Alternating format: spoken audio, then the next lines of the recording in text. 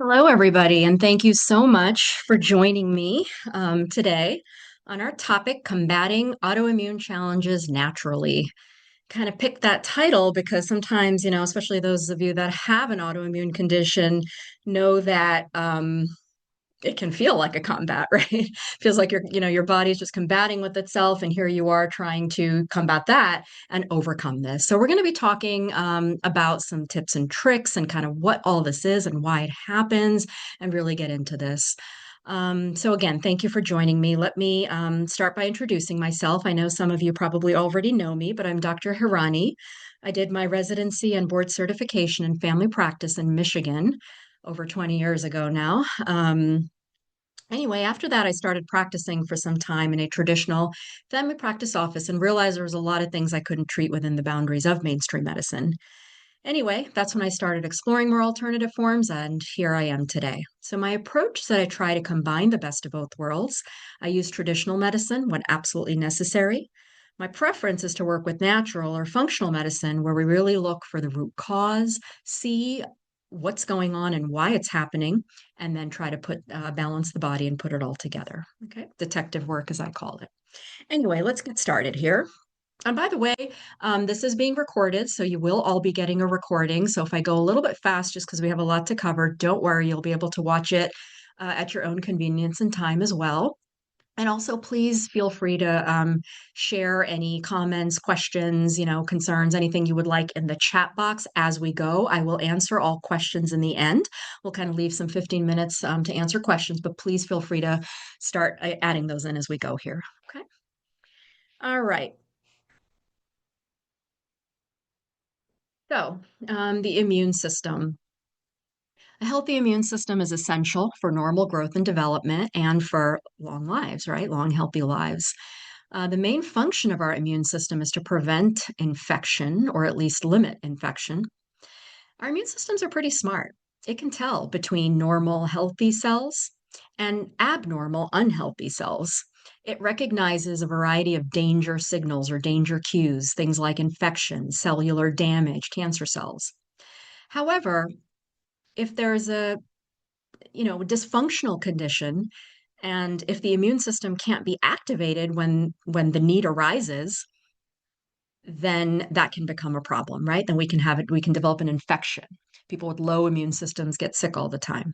However, on the flip side, when the immune system response is activated without any kind of real threat, or that threat is gone, the danger is past, but the immune system doesn't really shut off, it just keeps wanting to fight, then you get the opposite issue, like allergic reactions or autoimmune disease. The main kind of simplistic difference between allergic reactions and autoimmunity is that with allergic reactions, our body is kind of fighting more outside triggers, grass, pollen, that sort of thing. But in autoimmunity, it's fighting our own cells, our own tissue. Okay. So, what is autoimmunity? And notice I haven't put what is autoimmune disease, okay? Because before you actually develop autoimmune disease, your body first develops just simple autoimmunity before it turns into a disease. And we'll talk more about that in a bit. But anyway, autoimmunity is a condition in which the body's immune system mistakenly attacks its own healthy tissues and organs. What happens is the immune system starts to produce these antibodies that kind of target the body's own tissue. And this results in inflammation, damage, and of course, autoimmunity. Autoimmune means loss of ability to clearly differentiate between self tissue and non self tissue. Autoimmune conditions can affect any part of the body and it can vary in severity. So, harmful substances like bacteria, viruses, toxins, cancer cells, blood and tissue from outside of the body, whenever these enter the body, these are known as antigens. Once they enter, the immune system produces antibodies against these antigens. Kind of looks like that upside down Y. That's what antibodies look like. So they tag these antigens with these antibodies. So then the rest of the immune system can recognize these abnormal tagged cells and it goes and destroys those. So, as the cartoon says there, and thus Ned learned the dangers of accessorizing with antibodies. So, pretty smart way to do things. Of course, we have lots of types of immune cells in our body, but the three on this slide over here, you can see in the middle there, you've got the helper T cells. These stimulate the B cells, which make the actual antibodies. And then the T cells are known as cytotoxic T cells. They actually produce cytokines, which are these toxic agents and chemicals which go and kill the target. And then finally, we have the regulatory T cells. Those are like the cop cells. They say, all right, everything's all done. And then they kind of suppress the immune response. So, in pictorial form here, B cells make those antibodies and tag the tissue or the antigen. That's a microscopic picture of the same thing. And then the cytotoxic T cells go and attack and destroy those target cells. And finally, the Treg cells come and say, all right, slow down, no more. Okay. It's kind of the cop. So you can see on this slide, we see a healthy immune response, right? Your body's immune system protects you from disease and infection. There comes all those bad guys, the viruses, bacteria, immune cells are doing their job. However, in an autoimmune condition, now your immune system tags your own tissue as a threat, creating antibodies to various body parts. Okay, so there's the autoimmune response. On the left side there, again, normal, we see liver cells. The harmful antigens are being attacked. On the right side, the immune system got all confused, and unfortunately, the normal liver cells have also been tagged with antibodies, and now they're being destroyed in the process, contributing to autoimmune hepatitis or liver disease. A little cartoon there, intruder, destroy. But wait, I'm one of you, right? Don't listen to her lies. So, we typically, for an autoimmunity to occur, there's an initiating factor, something that initiates this process, whether it be a genetic predisposition, an environmental trigger, and we'll talk more about this in a moment. So that's kind of putting the logs out, right? Then you've got the propagation, the fire starts, the cytokine productions, and this whole fight. The army comes out, immune cells start to fight. And then finally, the resolution. So in any of these, if any of these are constant chronic, that results in eventual autoimmunity. In a short acute term, normal should be happening. Long term, it shouldn't. So for example, if that particular environmental trigger is constant and you're being triggered to it, increased risk of autoimmunity. If the fire stays and the immune system keeps on attacking, again, autoimmunity. And on the flip side, if those cops are not doing their job and those Treg cells don't really calm down the whole immune response, it's going to keep going and keep going. So there's multiple areas in which this can go wrong.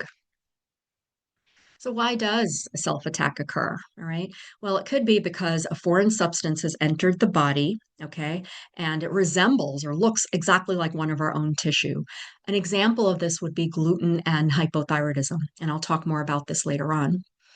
In another instance, maybe your own normal cell has become altered because of oxidative stress or damage for some reason, maybe, too much alcohol, too much caffeine, too much smoking or whatever, and the cell actually changes, okay? And then our immune system doesn't recognize it as a normal cell and starts to attack. And then, of course, the immune system itself can go haywire, as we just spoke about. Let's take a look at some statistics. Unfortunately, as a group, autoimmune disease is a huge health burden in the United States, particularly, but in other countries as well. About 1 in 12, I think, were the latest statistics of Americans has an autoimmune condition. Okay. Over 80 autoimmune diseases known. 75% of people with autoimmune disease are actually women. So women are at a much higher risk of developing these conditions. And then less than 13% of Americans can even name an autoimmune disease or even know what it is, right? That sort of thing. And then a lot of people don't even really know that they have autoimmune conditions for a very long, long time. Years can go by before you're actually diagnosed with any kind of an autoimmunity. It does tend to run in families frequently. And top 10 killers of women under the age of 65. Represents the fourth largest cause of disability among women in the United States. I mean, these are pretty significant statistics. All right, so the stages of autoimmunity, as mentioned earlier, obviously 0 all the way to the left, healthy. You've got a healthy organ and tissue that's functioning just fine. And then we go into stage 1, which is silent autoimmunity. Now you start to develop those antibodies, right? Already those B cells have tagged some of your tissue with antibodies, but there's really no symptoms yet or any kind of loss of organ or tissue functioning or damage. Not yet, right? The example of this would be, again, somebody with Hashimoto's hypothyroidism that doesn't have Hashimoto's yet. They just have positive or elevated thyroid antibodies in their blood, but they really don't feel any symptoms. They feel just fine. Okay, that would be the example of silent autoimmunity. And then we have stage two, which is the autoimmune reactivity. Now, here we see the elevated antibodies, but now we also see symptoms and we start to see some damage to the tissue and loss of function, but nothing that's too severe, too crazy. And finally, three is the actual autoimmune disease itself, where now you're seeing lab changes, you're seeing significant signs and symptoms and loss and damage to the end organ. Okay. We call end organ the organ that's being attacked or damaged. In the case of reactive autoimmunity, there in stage two, when you start to see symptoms, the symptoms of autoimmunity or reactive autoimmunity are just so vague. I mean, there's just so many and they're so vague. And, I can probably do two other slides on just more vague symptoms there. So, somebody that's got all these vague symptoms and just a bunch of them, you may want to consider that maybe there's an autoimmune process or at least an inflammatory process going on in the body. Okay. And really kind of, work on some of these same things as if you had an autoimmune disease to hopefully prevent the disease from ever coming. In fact, at the stage two autoimmune reactivity, if you can really treat some of these things by then, you may be able to altogether prevent the autoimmune disease and really reverse this process. There's over 100 different types of autoimmune disorders, and really, autoimmunity, an autoimmune disorder is given its name based on the tissue that's being attacked, essentially. Okay. Now, I do want to say over here that the same root cause or process or initiation of the autoimmunity is the same for all autoimmune conditions. It's just that the end organ that's being damaged or affected is where you're going to most likely experience the symptoms. Okay. And so I really make a big deal about this because, again, I'm going to take Hashimoto's as an example since that's one of the most common autoimmune conditions we see, at least in our country.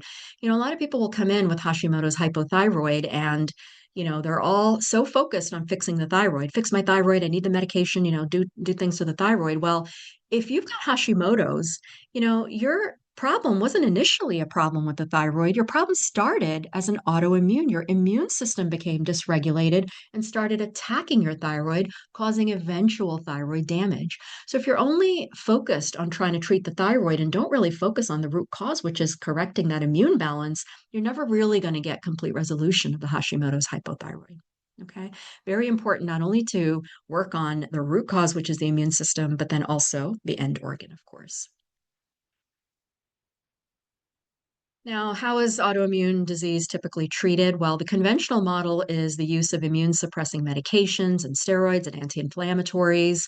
And that's fine. I mean, these medications can be life-saving.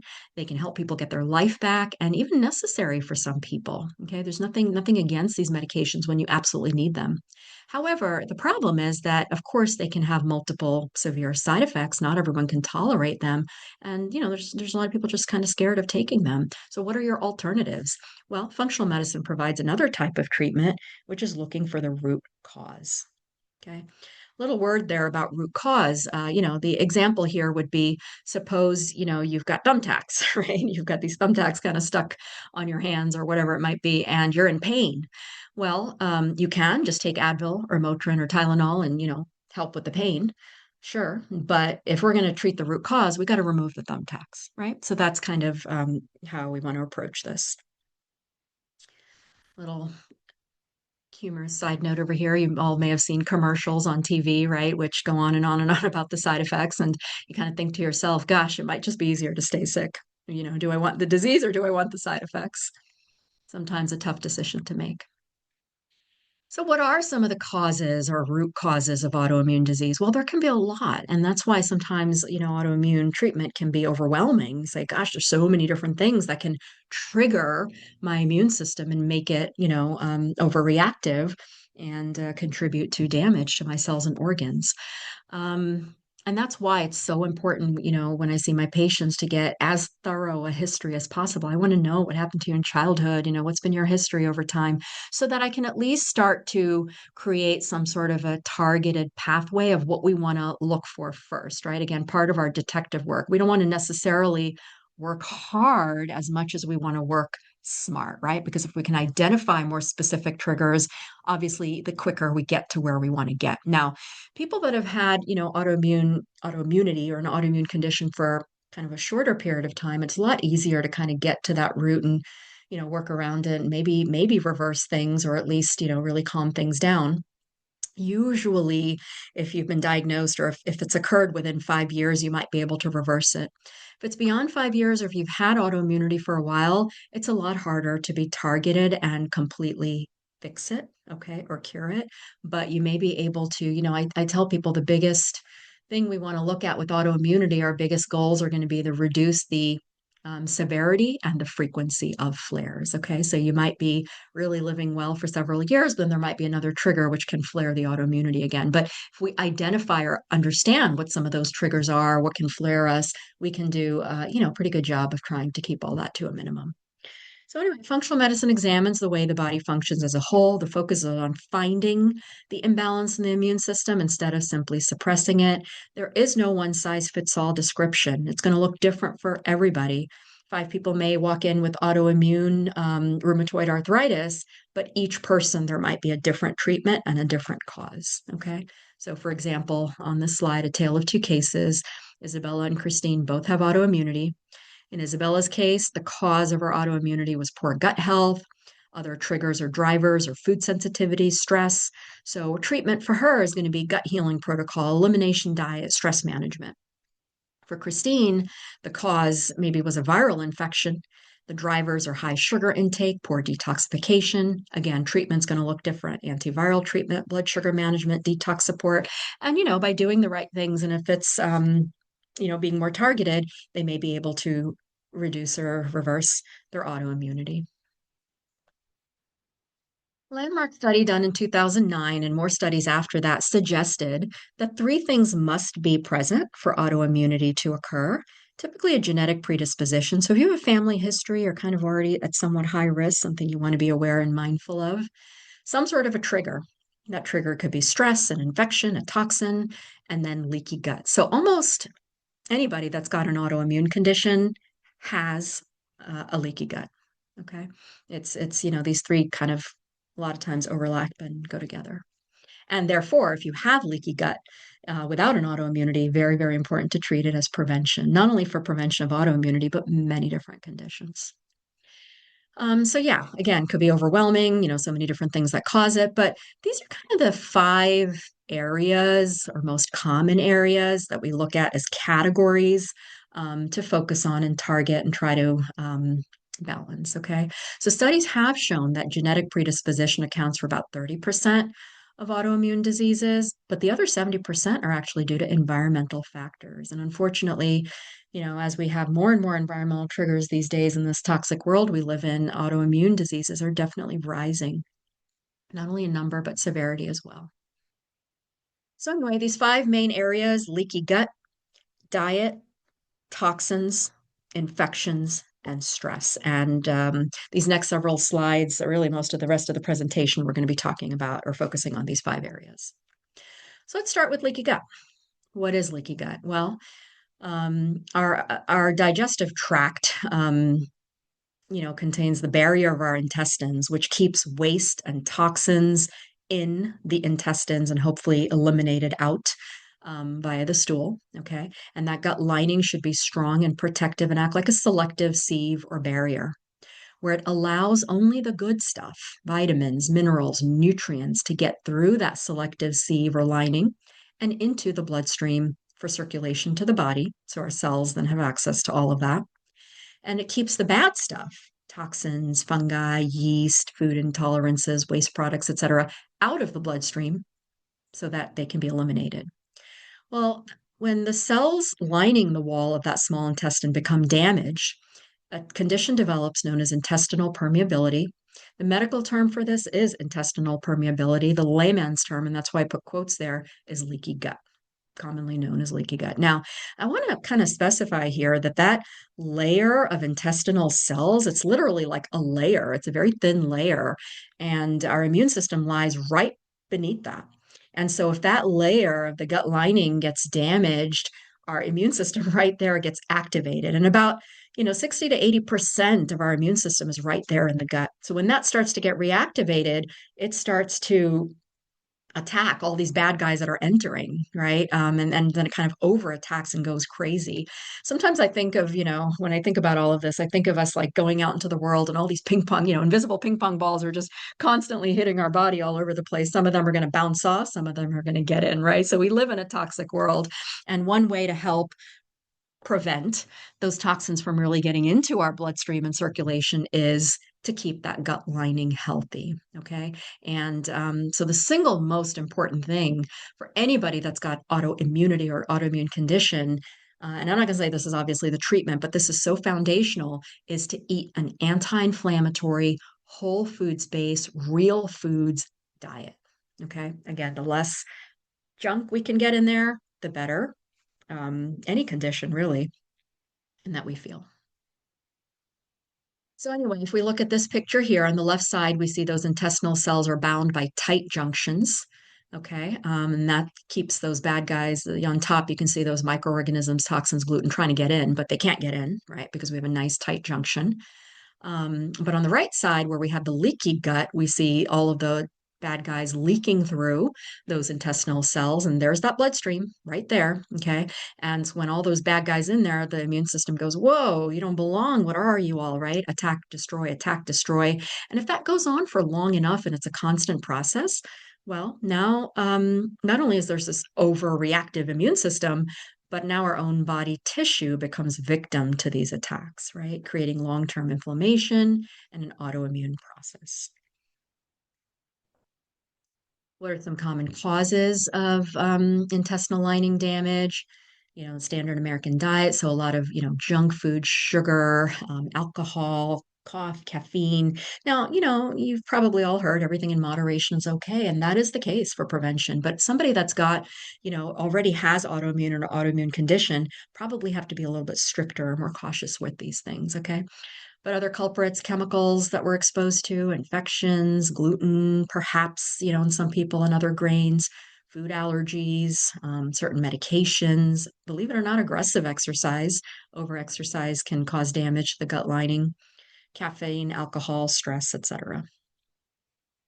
There's some common medications out there that can trigger or cause leaky gut as well. Antibiotics, a lot of pain medicines, even like things like Advil, Motrin. So if that's something you're taking regularly, maybe hard to fix the gut. Acid reflux medications, even antidepressants, which alters a lot of the neurotransmitter and microbiome in the gut. Another little cartoon there.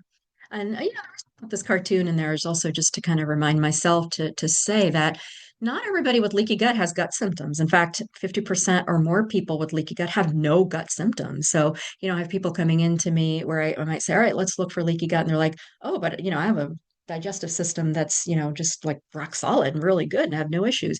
Doesn't matter. It may not be connected. Okay. In fact, that bacterial overgrowth, the leaky gut, they can cause a lot of systemic symptoms or inflammatory conditions in the body. Because remember, this is the junk getting into the bloodstream then carrying that junk to the rest of our cells, tissue, and body. And then those cells, tissue, and body are reacting in a toxic, inflammatory way. So you may not have actual gut symptoms. Okay. Just wanted to kind of clarify that. All right, so we talked about leaky gut. Next is those 5 categories. Next is infections. So chronic infections, mold, bacteria, viruses, parasites, Lyme, commonly found in connection with autoimmunity. Any one of those or more could be a trigger. And now, of course, if I have to update the slide, I should probably add the COVID virus too. Um, these different infections can trigger an autoimmune condition either through, again, overreacting that immune system, right, where it wants to keep fighting, or through a process known as molecular mimicry, which we'll look at in just a moment. Also, by the way, if you already have an autoimmune condition and, any kind of these triggers come in, that can flare your current or existing symptoms. And also, a lot of these infections can remain dormant or asleep in the body for many years and only really come up in times of stress. A classic example of that would be Epstein-Barr virus. Maybe you got mono at a younger age, and now that was the Epstein-Barr virus, and it came into your body. It's just kind of been sleeping there. And all of a sudden, a stressful event comes up, and now that Epstein virus gets reactivated and becomes the trigger. Okay. Another common example is the shingles, right, which is the dormant virus from chickenpox. All right, so molecular mimicry. This is a case of mistaken identity where the immune system reacts to self tissues as if they were pathogens. So let's kind of follow these numbers here, right? So, number one, you can see that particular bacteria, in this case, Streptococcus pyogenes, which is the strep bacteria, strep throat. It goes and infects susceptible person. Okay. Now that person's immune system starts to make those T cells and antibodies against the M protein of that streptococcus. That's how it's going to attack the streptococcus. Now, suppose if an organ of that person, for example, the heart, also contains a protein that looks very similar structurally to the M protein of the streptococcus. Immune system's going to get confused. And not only is it going to attack the M protein of the strep, but it's going to attack the M protein of the target or the person as well in the heart. Okay. And then that bacterial infection might go away. You've cleared it. Your immune system has cleared it up. But now you have rheumatic heart disease. And that's one of the reasons we must treat strep, because strep can contribute to rheumatic heart disease. Now, thankfully, we don't really see rheumatic heart disease as often currently, but in the past, it used to be much more common because we didn't have a treatment for strep. Okay. So, yeah, your body may have fought off the strep, but now you have the rheumatic heart disease. So, that's a perfect example of molecular mimicry. Another example here is the gluten and thyroid example, as I had alluded to earlier. Okay. So, as stated here, did you know that the molecular composition of thyroid tissue is very similar to gluten? So, eating gluten can cause the body to attack the thyroid. In fact, 80 to 90% of people with Hashimoto's typically do have gluten intolerance. You can see on the right side there, if you look at that gluten molecule and then the casein molecule and the thyroid tissue, you can see how that immune system would get confused between gluten and thyroid. They kind of look similar to each other. Okay. And then every time you eat gluten, the body is attacking the gluten and also attacking the thyroid because it thinks it's the same thing. And then when you stop eating gluten or calm that down, the immune system stops attacking and therefore stops attacking the thyroid tissue as well. Okay, so that's kind of how molecular mimicry works in this specific example. And there's lots of examples like that. So our microbiome, again, a large part of our gut. Okay. Trillions of bacteria, fungi, and other microbes live in us or on us. In fact, just an interesting fact that I wanted to put within our own bodies, these microbes actually outnumber human cells by 10 to 1. So we actually have more of these, pathogens in our body than we have, I shouldn't say pathogens, microbes in our body than we actually have human cells. Not all of them are bad. A lot of them are good. A lot of them are just peaceful. They just live in there. In fact, for many years, nobody really knew why. Scientists were like, why do we have all these bugs in our body? But then, in recent years, they've discovered that this microbiome actually plays a very important role in our body. And an imbalanced microbiome or damaged microbiome can cause so many different health conditions. Okay. They actually work together um, in so many different ways with so many different processes in our body. Through these microbes, information is extracted from food, the immune system is regulated, inflammation is dealt with, communication pathways are restored, and our natural defenses are repaired. Again, some of you may have heard 90% of serotonin, which is our, happy hormone, brain neurotransmitter, actually comes from the gut, and a lot of them are made by microbes as well. Okay. So very important to keep our microbiome healthy. Now, how is it connected to autoimmunity? Well, the microbiome communicates with and trains our immune system and nervous system. Okay. We were developed with these from the time we were born. And while they're developing, they're actually helping mature our own immune system. Okay. Particularly in the gut, but we have these microbes all over our body. And there are multiple studies in both animals and humans that have shown that changes in our microbiome have been linked to many autoimmune diseases. Okay, so again, there goes that whole theme of healthy gut. I mean, almost everybody with an autoimmune condition needs to work on their gut. So microbial balance and dysbiosis. So again, our microbiome is made out of all those trillions of bacteria. There should be the good bacteria in there, And then the other bad opportunistic bacteria, they should be in the right balance. And as long as they're in the right balance, about 80% good, 20% other, we can have a healthy microbiome. If we start to have a lot more of the bad compared to the good, or if that 80-20 is flipped, then, a lot more disease conditions, autoimmunity, inflammation, etc. Again, it might not only be gut symptoms, it could be inflammatory, systemic, toxic symptoms as well. Difference between the good and the bad bacteria, the picture says it all, right? Those friendly or good bacteria helps to maintain a healthy gut lining. And it's involved in suppressing or eliminating a lot of those disruptive and harmful bacteria. And it does really a lot more, okay? And then these bad, overgrown, opportunistic bacteria, um, the bad guys, they leak through the intestinal lining and they produce these toxins, which can trigger, again, our immune system to overreact, okay, as our immune system constantly wants to fight against them. Can we impact our microbiome? Can we change our microbiome? Absolutely, we can. And really, the key over here is you need the right amount of the right kind of bacteria in our gut. Okay. Our gut bacteria eat what we eat. So, yes, we can decide what we want to feed our gut bacteria, just like we decide what we want to feed our kids. Okay. So, the good bacteria or probiotics love fiber and prebiotics and fermented foods and that sort of thing. Okay. And the bad bacteria love sugar and simple carbs and alcohol and that sort of thing. All right. So, again, yes, we do have a choice, if we want to fix some of this dysbiosis. Food is powerful. It's one of the most powerful substances we put into our body. So food can be medicine, right? And food can be poison. It just really depends what kind of food you're putting into your body. Okay. If you're putting the wrong foods, it can trigger inflammation and disease processes. But if you're eating the right foods and using it medicinally, it can create lifelong health. So when we eat nourishing and healing foods, we actually reverse the progression of multiple health conditions, have fewer symptoms, feel better. Every bite we put in our mouth has the potential to heal our body.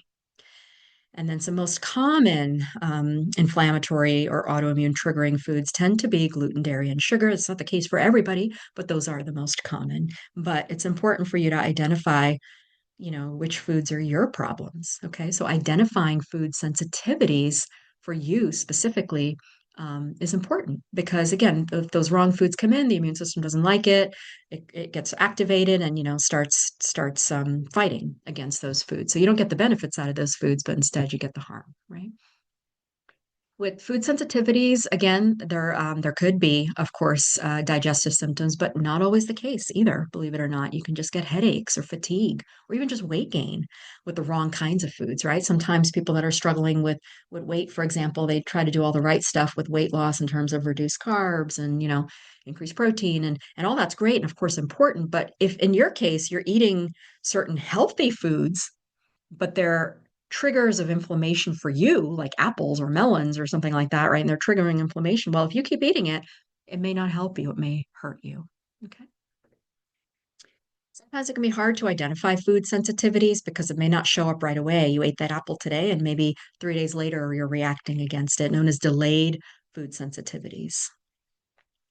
So, how do you know if this is a problem? Well, you can do certain tests. There's all kinds of tests out there which look at that immune system reaction to various foods.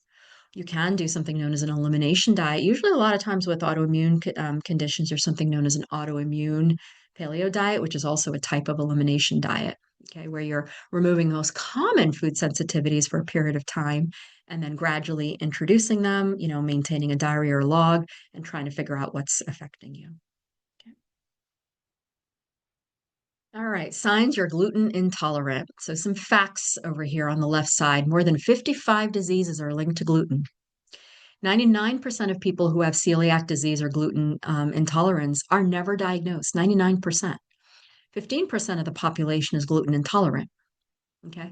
Again, symptoms could be digestive, as you see on there, but it may not be. It might simply be brain fog, fatigue, joint pain. Okay. And then, of course, it can trigger autoimmune conditions, inflammation, and even brain symptoms. In fact, gluten can be quite neurotoxic. So it can definitely affect symptoms related to brain health like cognition, mood, memory, etc., ADD. So the duck out in the environment want gluten-free bread now.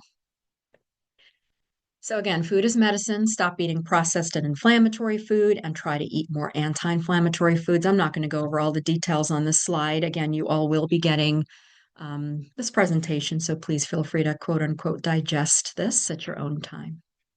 Okay. All right. Nourish the microbiome. So again, as I said before, probiotic and fermented foods, prebiotics, fiber. I have food allergies. What's good that doesn't have food in it, right? Some of you feel that way sometimes.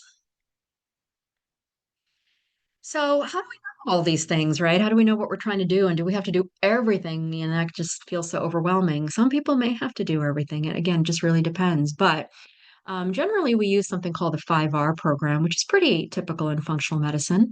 The first R stands for remove the irritants. Find out what those irritants are. Do you have these intestinal infections? Do you have certain environmental toxins like heavy metals, mold, pesticides? Are there inflammatory foods or food allergens you're eating, or simply just processed food that has a lot of junk in it? Okay. You can test for some of these. Certainly, you can do a stool test looking for those, infections. And even do a urine test, typically looking for heavy metals or toxins or mold or whatever it might be. Okay. The second R stands for restore digestive function. So if you lack digestive enzymes or appropriate stomach acid or bile salts, again, you can test and you can see what's going on. You would need to replace those as directed. Third R stands for re-inoculate with probiotics. You want to make sure you've got plenty of that good bacteria in the gut, right? They're doing lots of important things, including maintaining healthy gut lining and immune modulation. Bacteria definitely play a role, or excuse me, probiotics definitely play a role with immune modulation. So if those are low, make sure you get the right amount in. Not everybody needs probiotics or even may find benefit with certain types of probiotics. Okay. For example, if you have a condition known as SIBO, you might struggle with probiotics, and that's okay. Again, you have to find out what the targeted issue is for you. Work smart, not necessarily hard. Repair the digestive lining is the fourth R, right? And you want to repair this using a healing diet. And there's various supplements out there that can help with healing of the lining.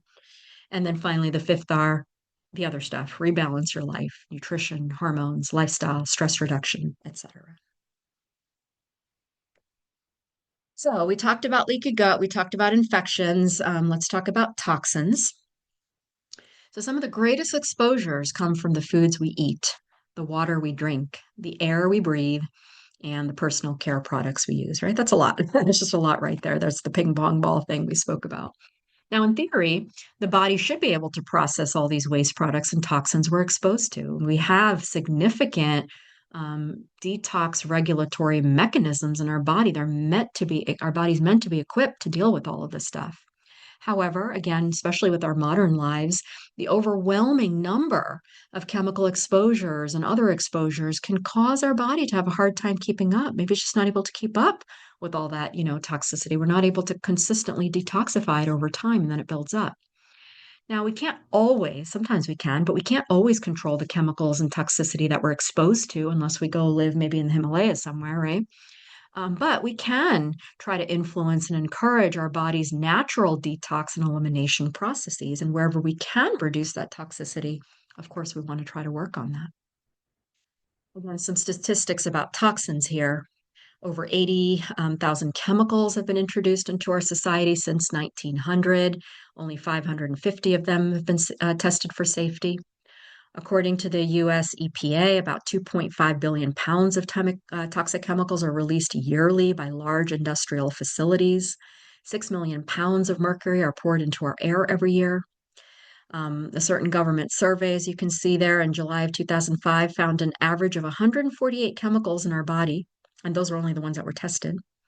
And then the Environmental Working Group actually examined the umbilical cord blood of children just as they emerged from the womb. And they already found 287 industrial chemicals, which included pesticides, phthalates, dioxins, flame retardants, Teflon, toxic metals like mercury. So, I mean, you don't have a chance. Even before you come into this world, you're exposed, unfortunately, to these chemicals. Again, if we have a strong detox channel, And if we're not overexposed, fine, our body has the capability to deal with it. Some people genetically or for other reasons are poor detoxifiers. They're definitely going to be more prone to some of these issues because it's harder to detoxify, and therefore you want to be a little bit more careful.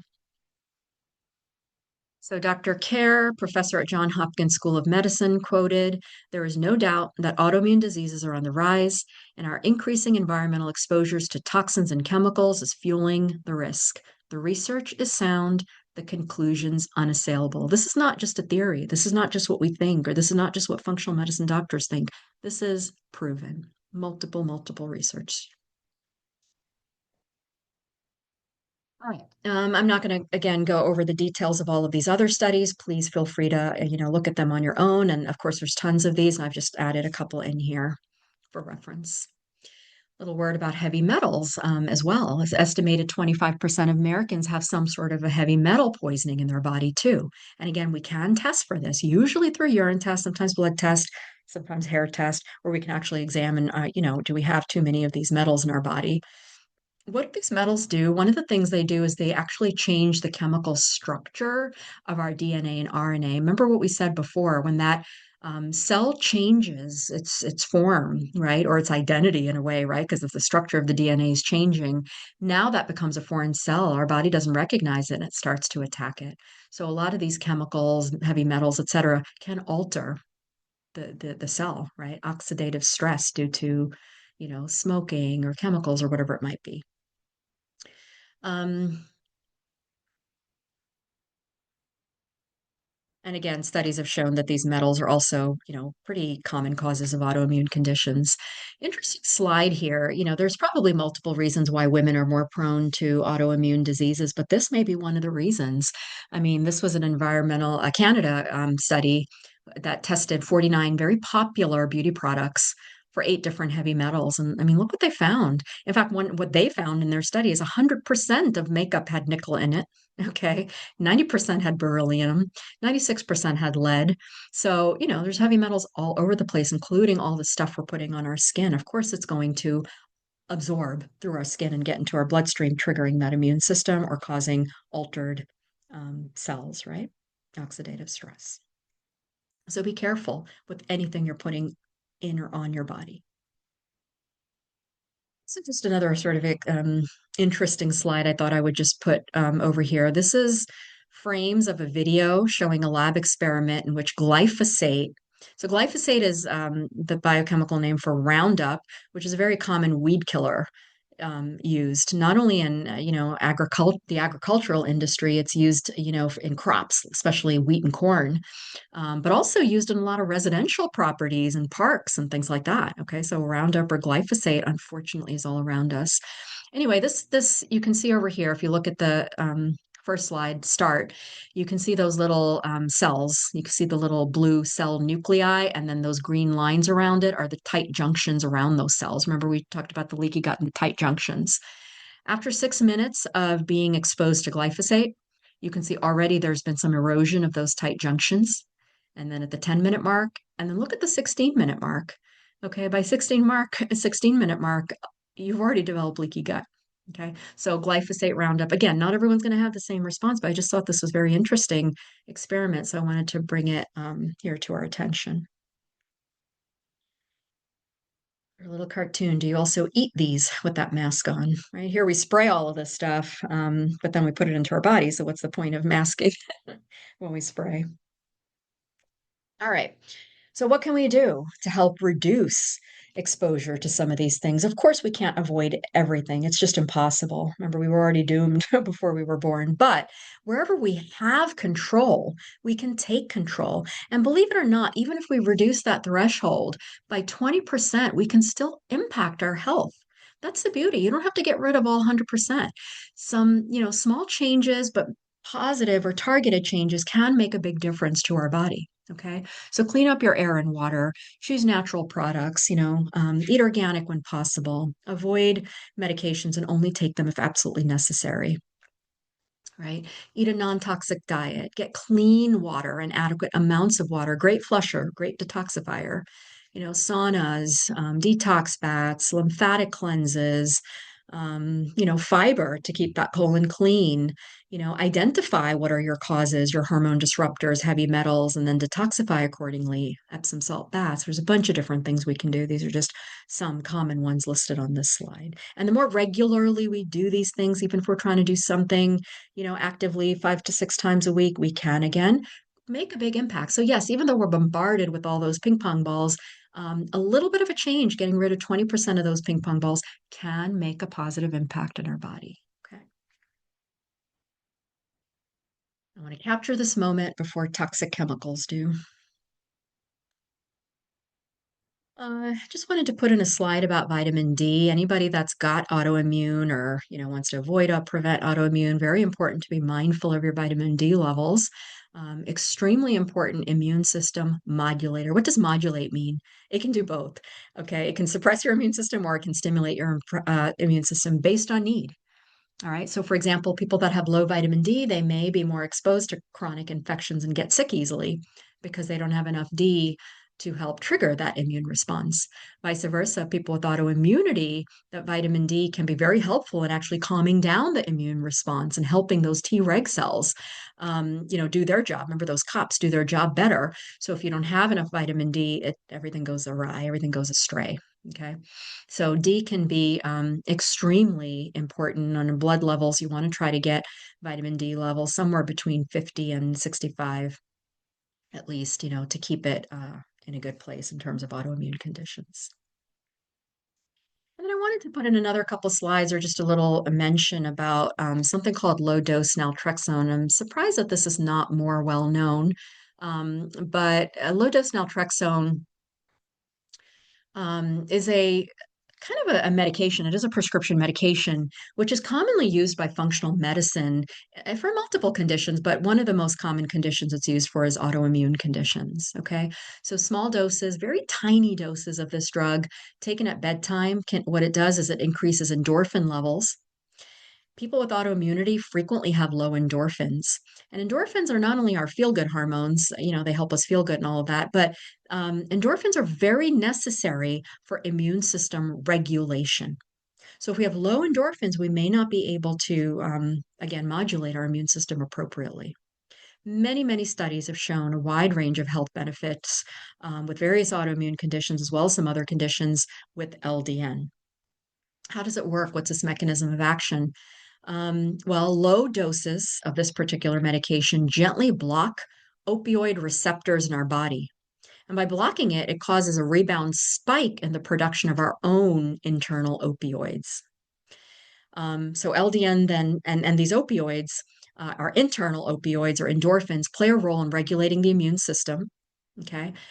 They help to reduce signaling and internal release of inflammatory substances, reduce nerve cell inflammation, and reduce autoimmune mediators. The thing about LDN is it's pretty well tolerated for most people. Can some people have side effects? Yes, but there's a difference between side effects and adverse effects. Side effects means, yeah, you may get some side effects, you stop the medication and you're fine. Adverse effects means either those issues continue after the medication or it's a major issue. Okay. And no, low dose naltrexone does not have any adverse effects. Side effects, if somebody does experience it and can't tolerate, simply stop the medication and it goes away. Right? But LDN is something used frequently in the functional medicine world to treat autoimmune conditions, neurologic conditions, and even cancerous conditions. It's one of those kind of safe medications that functional medicine doctors like, because, in general, try to go low on meds. All right. So again, we talked about leaky gut. We talked about infections. We talked about toxins. Now let's talk about the fourth of those five categories, and that's stress. Okay, so stress is another big common trigger. In fact, it's such a common trigger for autoimmunity that whenever I take a history on my patients, I always want to know what life was like right before they were diagnosed with their autoimmune condition. And say maybe 60% of the time or more, there's usually some sort of a stressful event that occurred prior to diagnosis. Okay, huge trigger. Now, our bodies have the capability to withstand stress, but chronic stress or extremely traumatic stress has been linked to the onset and progression of autoimmune conditions. Kind of, again, it's known as the gasoline in the fire of autoimmunity. Why? Stress releases the hormone cortisol, and cortisol can have various different positive and negative effects in the body. Okay. I always tell people hormones are like Goldilocks. They can't be too high, they can't be too low. They've got to be just right. So we certainly don't want too much cortisol because it can have various damaging effects to the body. Okay. On the flip side, we don't want to have low cortisol either, but that's a topic for another talk. Also, by the way, when we are stressed, there again, research has proven that there's a higher likelihood of reactivating those dormant sleepy viruses, right? Under stress, we get shingles. Under stress, the Epstein-Barr virus comes back.